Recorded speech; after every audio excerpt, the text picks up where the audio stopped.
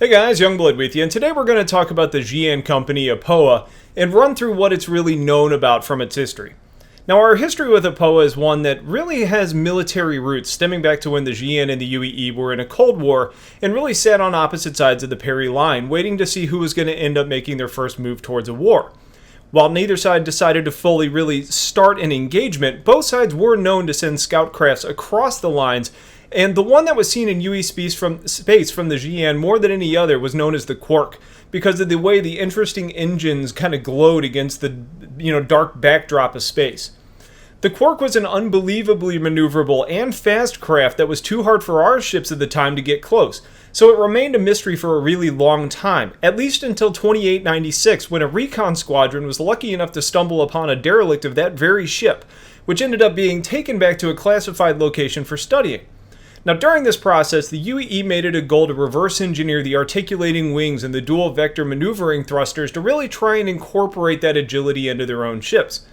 Now, while studying the Quark derelict, they noticed a very familiar logo slapped on the ship, one that they've seen on the xi'an Volper bomber crafts, a logo for a company known as Aopoa. Now, the Quark ended up being the xi'an Scout, otherwise known as the Kartual or the Choir Kartu, in xi'an nomenclature that we're familiar with today. So, as relations continued to improve between the humans and the xi'an, the potential for partnerships really began to spin up, and Emperor Kray, which was the leader of the xi'an, began talks with human ship producers. Now, the official reason for the willingness to partner with humans was more in the goodwill department and the mutual benefit of trade secrets and all that goes along with having an alliance with another race. But unofficially, it was pretty likely that Kray realized that humans would eventually unlock the tech behind their ships, and this was a good opportunity to get something instead of nothing. Now, it took 4 long months to strike an agreement, most of which was conducted in secret, but Misk ended up being the winner of the contract. Even though we don't really know the reasons behind Misk being chosen, the most common assumption is that the xi'an have really become familiar with the brand from traders who are operating in xi'an space, bringing goods from different parts of human territories. Basically, they're familiar with the whole series of ships and were impressed by them. I have to imagine that there's another reason, though, even though it's not mentioned in the lore, and that's based on the types of ships that Misk produce. Transport, science, basically consumer crafts. If the xi'an value their abilities of their technology and want to maintain some level of supremacy if the treaty and alliance fell apart, they probably felt a certain level of safety providing that to a consumer company as opposed to a military contractor like an Anvil or an Aegis, who are more focused on weapons of war. This agreement with Misk really ended up helping to increase Misk's sales in a very real and drastic way. Now, xi'an corporations and their government have an interesting relationship where, once chosen, they essentially get a government-mandated and approved monopoly over their manufacturing sector. This means that while challengers can plead their case and show their merits, unless the government says so, they're not going to get the ability to go into mass production.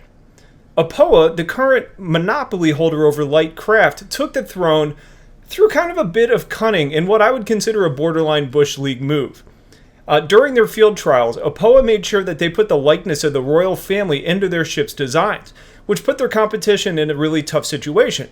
They could either decide to stick to their plan and show off their combat abilities by firing upon the ship, but they would really end up running the risk of pissing off the Emperor by disrespecting the family by firing upon them, even if it was just symbolically.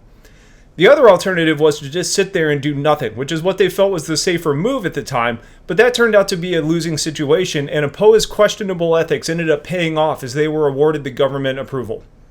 So at least for a company, the xi'an and now the humans, Aopoa has proven to be a really strong and smart company that's capable of coming up with killer designs and great technology, including the dual vector thrusters that we've seen in the Kartual. Aopoa constantly faces competition and challengers, though, but to this point, no one's been able to take the reins away. The Misk alliance means that we've seen humans able to move into xi'an space even deeper, and even new factories and production lines taking place in that space. And as a result, our economies and cultures are starting to really meld nicely together, which means that we're pretty likely to see more Aopoa-designed ships in the hands of humans sooner than we may expect. So that's the brief history of what we know about the company Aopoa for now, but I expect as we get closer to release and more in the universe, we're going to be learning a lot more about this company and the xi'an in general. So if you have questions about any of this, please let me know. Otherwise, I appreciate you guys watching. Stay tuned for more, and I'll talk to you guys later. Take care.